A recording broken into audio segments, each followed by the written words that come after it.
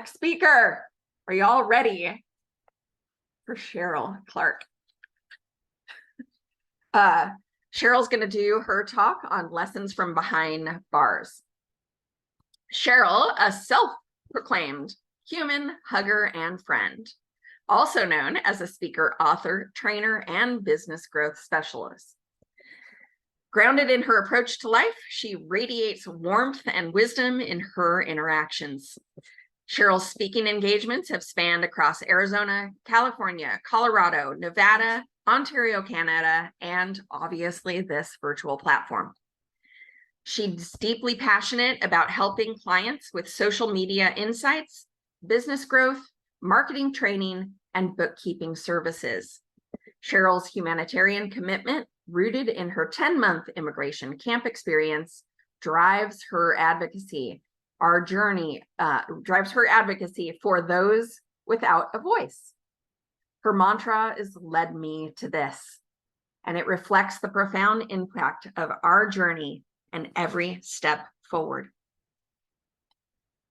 Cheryl is a mentor to me, a friend, an incredible coach, and I'm just honored to have her as part of my world. So please, please help me welcome Cheryl Clark. Yay! Transition is, I appreciate you. I appreciate everybody being here. And I'm going to apologize now if I talk fast. You're going to have to, I have a lot I want to share. And most of the things that I want to share is all centered around community. I won't be able to see the comments as we go. So just know that I will get back to whatever I miss. But for those who don't know a little bit about the story, and this is going to be literally a little bit about the story, I was detained by the United States immigration system for being illegal in the United States. I lived there for about 16 years. Canadians don't, we can go down there 6 months a year legally. I overstayed my welcome, obviously. So I was picked up on September 7th, 2017, and I was detained until June 28th, 2018. Lessons from behind the bars. I hope to emphasize that we have community no matter where we are, and you have community whether you acknowledge it or not. And one choice does not define you, and there's no such thing as a fresh start, in my opinion. And all of this is on my opinion and based on my experience, just so you know. A lot of people, I have never really done the timeline until this conversation for this retreat specifically, but I saw a lot of facilities in 10 months, and some were just short stays. And so I wanted to kind of lay out the map, and please know that these are all just guesstimates on my part, because you don't have a phone, you don't have a watch, you don't have a calendar, you don't have your computer, you don't have an agenda to follow. As a matter of fact, in the bottom left-hand corner is how I kept track of the days. And I did bring those home with me, but I spent 12 hours in the first cell was in the city of Mesa, 28 hours roughly in 4th Avenue Jail in the city of Phoenix. The 12 hours with the tinfoil blankets was in the Phoenix, Arizona immigration offices. Then I went to Florence for 12 hours, which was a holding place before we went into Eloy Detention Center, which I was there for 30 days. Ended up being shifted back to 4th Avenue Jail for 6 hours. I was in Australia jail for 30 days before I got back to immigration facility in Phoenix again for 12 hours. And then I was in Eloy, Arizona for the rest of the months, which was 180 days roughly, another 6 months or so. I share that then I was obviously brought back into Canada. I signed my own deportation. I was coming back to a safe country. After 16 years in Arizona, fostering a baby in that country, I didn't have any legalities to stay. So then I was put on a plane, put on a bus. I was put into a facility in Albany, New York for 3 days in segregation, to be honest, because they didn't want me in with general population because I was leaving. And then I was brought back across the border where I call home. I am a Canadian by birth. This is part of my home. This is where I lived for most of the stay there. This is Eloy, Arizona. It's an immigration facility.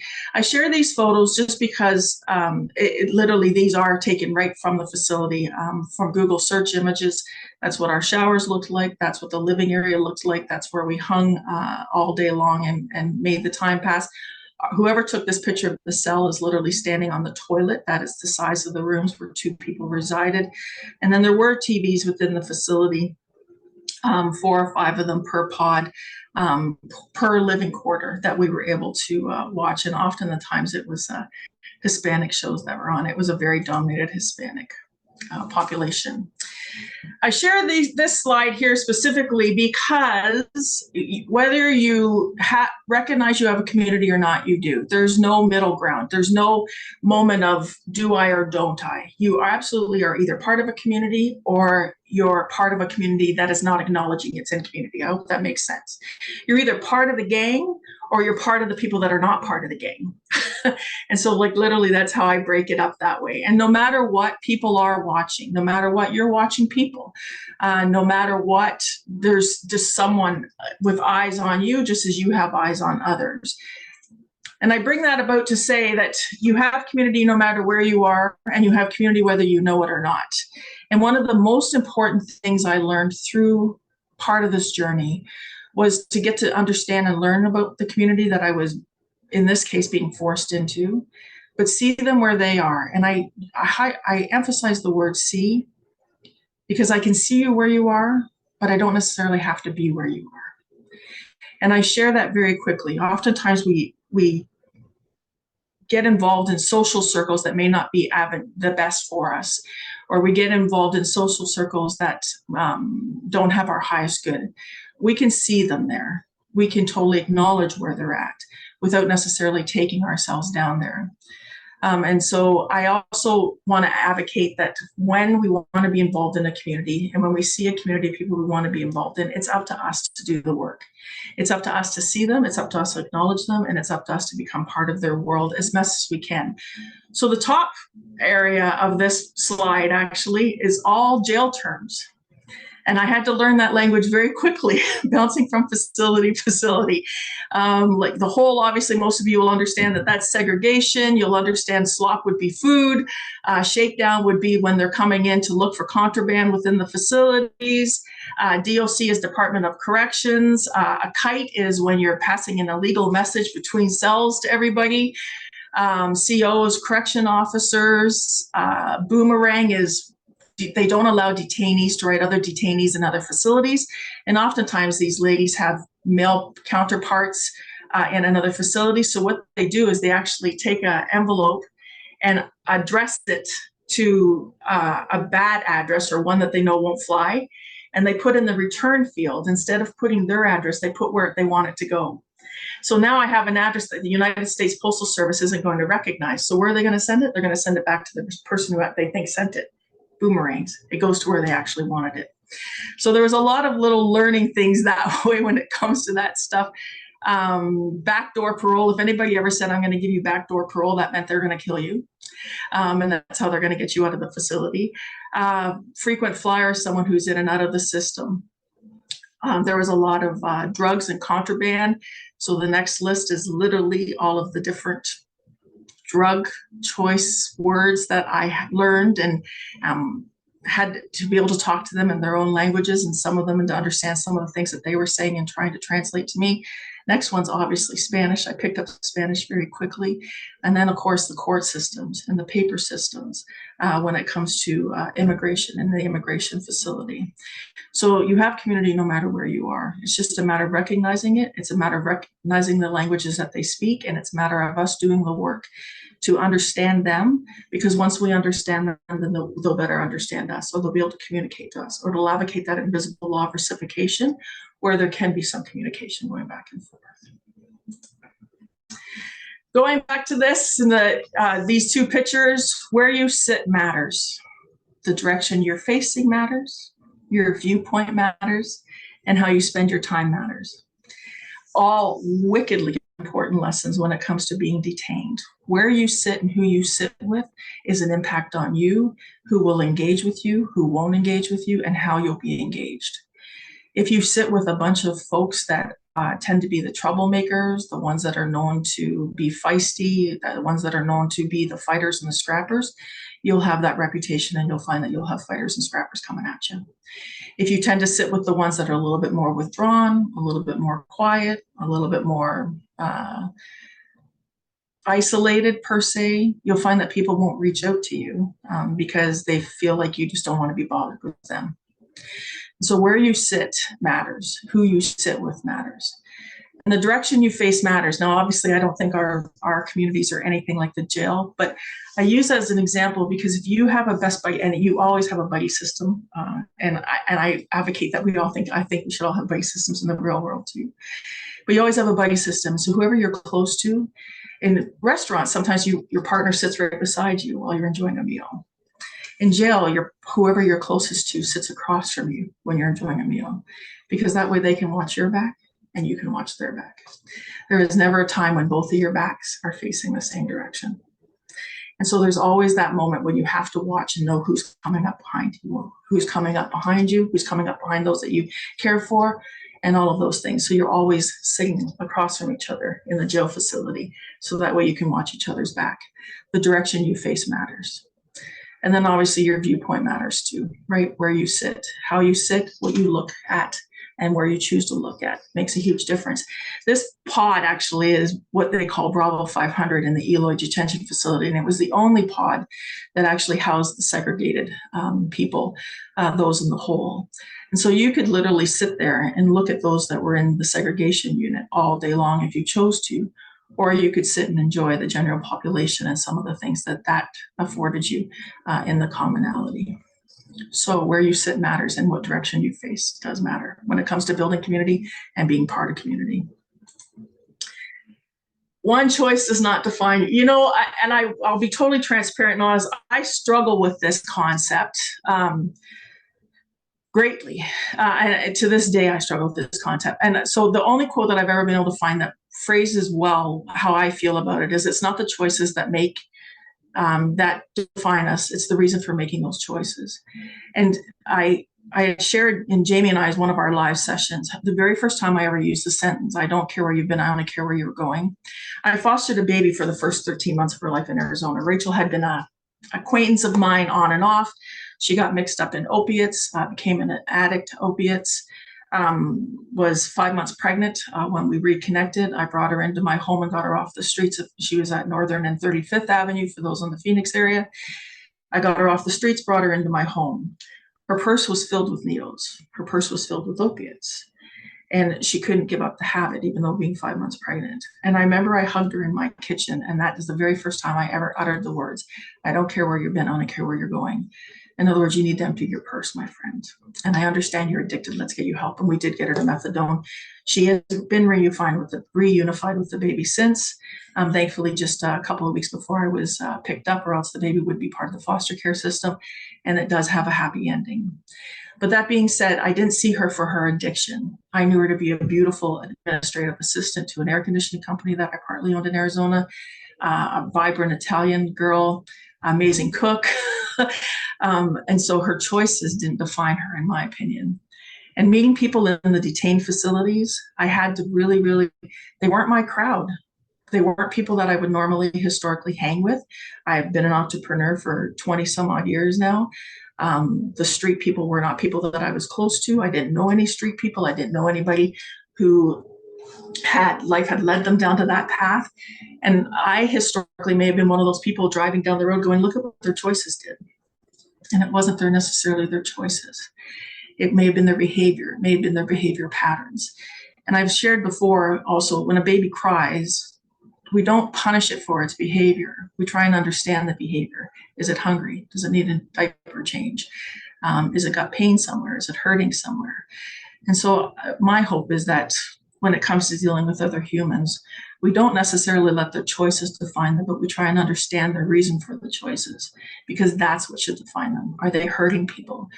Are they hurting inside their hearts and their own minds? Have they had to make the choice? I look at the immigrants and talking from that standpoint. The Guatemalans are literally running for their lives. They're hoping for a better future. Some of them are running from the Mexican cartel. Those in Colombia have guerrillas that are walking up and down the street shooting at them as they shot on sight, especially during the COVID breakout. And so literally their choice for running across the border in some cases are because they have no other choice. It's either life or death for them, right? And so it's not the choice of being illegal that I want us to look at. It's why they're making those choices, the behaviors, the reasons for making them.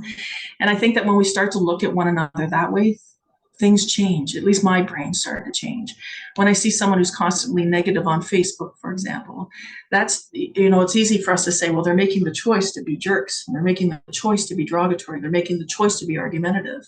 But what's the reason for making the choices? Because no one loved on them? Has no one shared anything positive with them? Has no one given them a reason to smile today or treated them, like Sabrina said yesterday, with kindness? I think that there's a reason, right?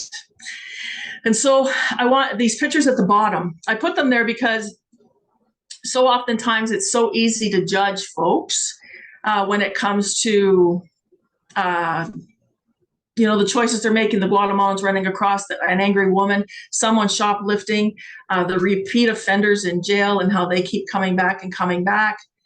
Jamie, there's people in the waiting room. Sorry, I'm getting the notifications. When it comes to successful entrepreneurs, those kind of things. And no matter what, we always judge people based on our perception. And no matter what and I don't want to use the word judge, actually, we always look at people based on our perceptions. And so I want us to kind of maybe have a different, fresh set of eyes when it comes to that stuff. When we look at other people, that we are looking at them from our standpoint, but I don't know why that lady's shoplifting. Maybe she has no clothes. I met a mother in Arizona in the Eloy facility that had a shoplifting charge at Walmart against her. And all she took was baby diapers, baby formula, and clothing. And she was illegal in the United States, but because of her charges in the city of Chandler, she ended up detained because she didn't have papers to say they're legally. But her choice of shoplifting at Walmart wasn't to better herself. It wasn't to get something and sell it on the street. It was literally to clothe her babies and to put diapers on them. And so therefore, her choice of shoplifting is what she's being defined as now. And that's why she had immigration courts against her.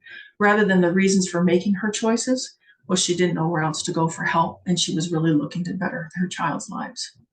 Two different situations, two different ways of looking at it. One choice does not define you. I'm still stuck on that. But if you'll notice on my Facebook wall, because I think I'm connected to most of you here, same planet, same team. And I'm going to say this, and I'm going to hopefully you will all understand it, but I have absolutely no respect for authority. But I have respect for every human. So therefore, I don't have to necessarily have respect for the authority when I respect the humans. I respect how they've taken the education, how they've bettered themselves, how they've ran up corporate ladder, especially in the facility when it came to the correction officers and stuff. And I actually had those conversations a couple of times. I am a detained immigrant, but you don't need to talk down to me and talk to me derogatorily. I have no respect for your authority, but as a fellow human, you can address me a little bit differently. And so it becomes huge. Doris Gonzalez I'm still connected to her today, but I highlighted this because and if you read it, she literally was, all nervous about going to the immigration court, et cetera, et cetera. And my biggest saying in that place used to be, when you go to court today, just recognize that judge literally bleeds. They're human beings. They bleed the same as you and I do. And because not that I don't think that we need to honor the judge, honor those that are in positions of authority. I think we do need to honor their education and why they're doing what they're doing. But by the same token, recognize the fact that they are on the same level playing field you and I are. They got up this morning, they're breathing the same air, their heart's beating, they've got blood running through their veins. And I wish that we would literally have more respect for others and more respect for one another based on the human commonality, rather than based on the accolades that we've achieved or the things that we've managed to do or the things that we've managed to overcome. At the end of the day, we are all human. And so that's why I say same planet, same team. Wayne Dyer's quote, that used to be the one that I loved the most until I changed to same planet, same team, but see the light in others and treat them as that's all you see. We find what we're looking for. And so when I'm looking for, when people came into jail and the correction officers or any of the folks would be like, oh, they've been here 1,000 times. They're not going to make it out, and it's like we find what we're looking for instead of speaking hope into them, right? We speak into the, well, you're going to go to court today and you're going to waste your time. And there was ladies that went to the court system in Eloy that I knew were never going to be released back into the United States based on their charges. But dang it, I didn't fill them with that as they were walking out of the living area to go to the court system. We filled them with hope, so that way at least they walked in there and they thought that there was possibility for a different way of life.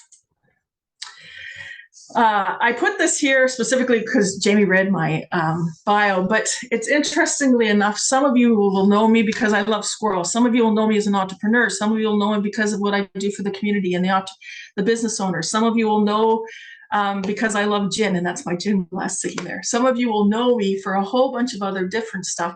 And yet there's other people that are a part of my world that only know me because I was detained and I broke federal law.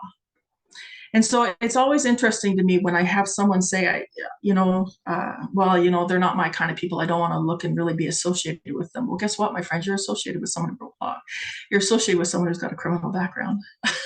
And you're part of a retreat with someone with a criminal background and association. And so I share this because I want us to be very careful of not to segregate one portion of a person's life and see them as the whole. And yet, even when we go to look and see them as the whole, we're only really seeing what we have been shown or what we can see. None of us are seeing the whole, everything that encompasses somebody. Some of you will see that, some of you will know me to be a crier. Jamie knows me to be a crier. I cry like a baby all the time. Joe knows me as that too, and because I saw her come on board. And so depending on how you know me, other people may know me as just someone who's always cracking jokes and always fun. Other people will know me as just someone who wants to hug on people and eat bacon and eggs because breakfast is my favorite meal out. No one will ever know the whole, right? Other people may know me to be combative, argumentative, passive aggressive, because that's what they've brought out, or that's how I've reacted to some of the things that they've said. No one really understands the whole. And yet sometimes we look at folks and we only see one portion of them, and we hold that portion in our light, and that's the only thing we see rather than seeing all of it, right? There's no such thing as a fresh start. I struggled with this, to be honest.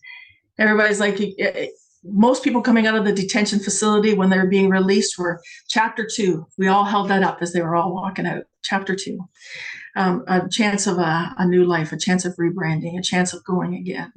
And I don't think that there's ever an opportunity to start fresh, because I can't forget some of the things that I've been through, and I hope I don't. I can't forget some of the things I've seen, some of the things I've witnessed, and I hope I don't. And so I can't erase my past, but I can continue moving forward in my future.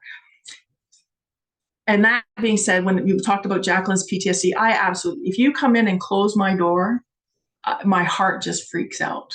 Even to this day, I've been released I've been free 5 years. This will be my 6th winter in Canada. But if I get up and close my door, I'm all good. But when you close it, I don't like it. Because in my mind, you're closing my jail cell. You're locking me in. When COVID started, there's a story about that, and you had to have vaccines to travel, I went and got mine. And not because I believed or didn't believe in the vaccine, but because in my mind, not having the vaccines detained me again. I was locked in. Very first time I went to Walmart, I freaked out. I cried through the whole store. God loves Sonia De Silva because she's who walked me through that day.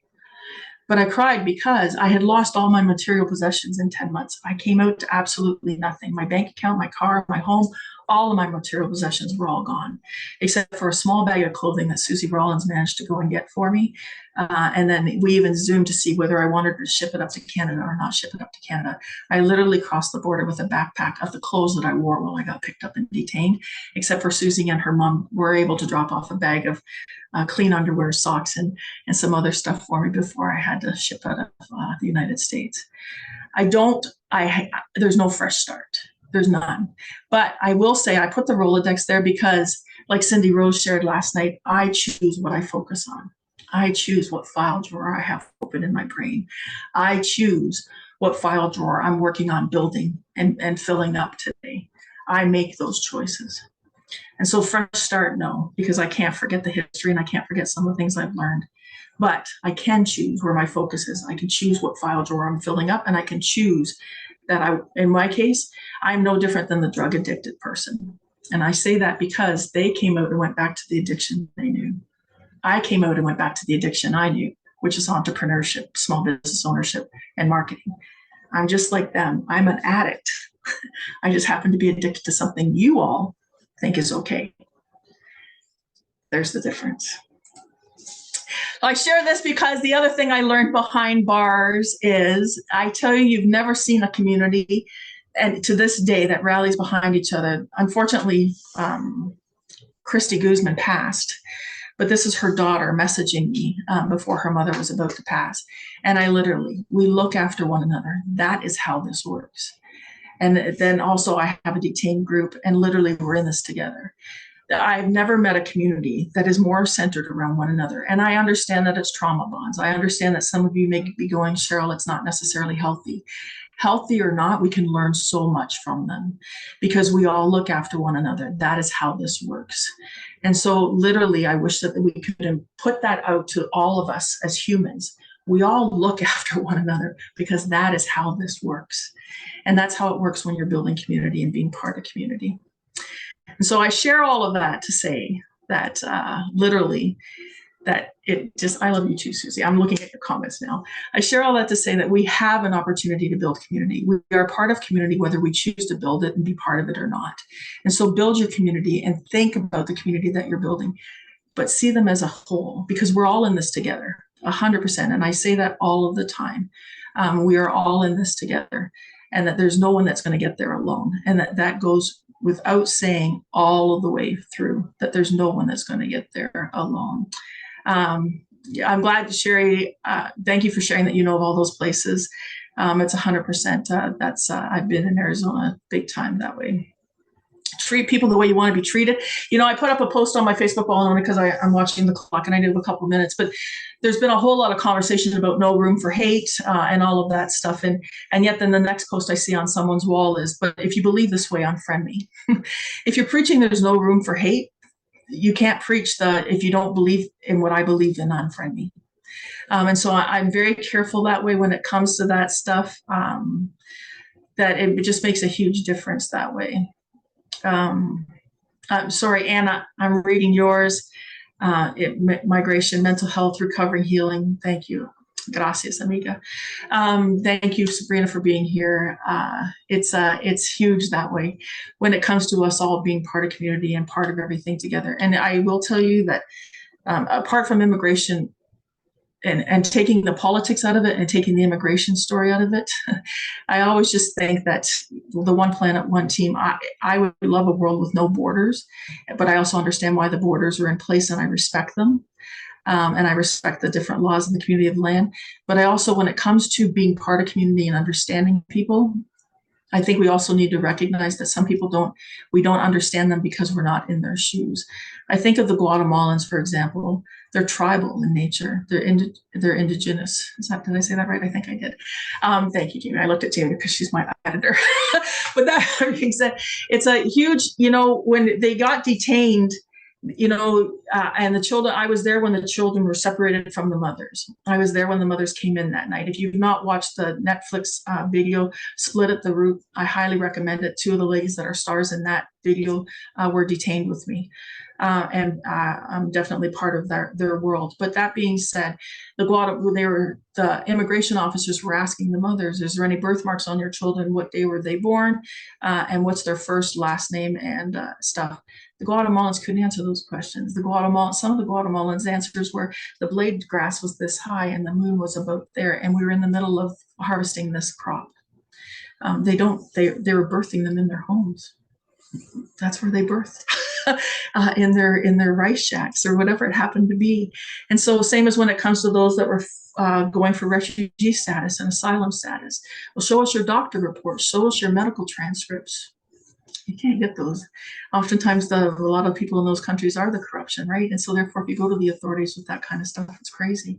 And I will say, even in the United States of America, speaking from a civilized station and a civilized country, oftentimes the ladies that were in the facility that I was in had been in the United States since they were 8 months old. Their parents just never got them papers, but they were in a domestic violence situation and they called the police for help. And here they were detained and now being separated from their families and going to be deported because they had an abusive spouse or an abusive partner.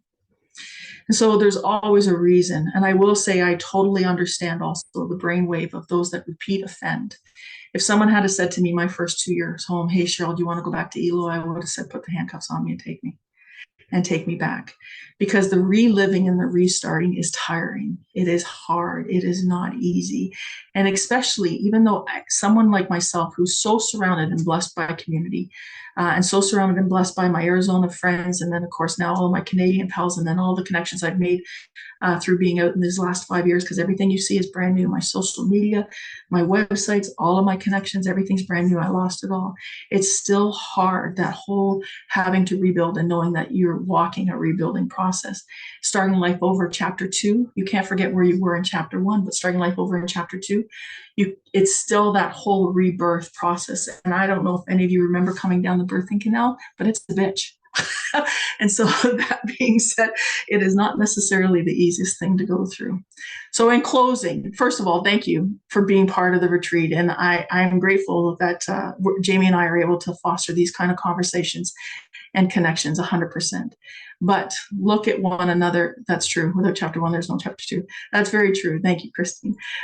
Look at one another a little bit differently, a little bit more kindly. Look at people for why they're making the choices, not necessarily the choices that they're making, and see people where they're at. Recognize the fact that they may not be where you're at and they may not understand you. So as community leaders and as entrepreneurs and business owners, it's up to us to bridge that gap, like Jamie says, right? Bridging the gap between professional and personal development. So I appreciate you all, and I'm honored to be able to share. I'm saying yay. Amazing. Cheryl, I love this story in that you have given a voice to people who do not have a voice or don't know where to start with sharing their story. And so I very, very much appreciate you being that person, not just for yourself, but for them as well. I appreciate that. And you know what's interesting about that is, and it's because of their respect of authority, that they don't voice. And that's where my biggest thing in Eloy was, they're bleeding the same blood you're bleeding. Just approach them differently, right? So anyway, I appreciate it big time. Awesome. Any questions before we wrap up Cheryl's talk?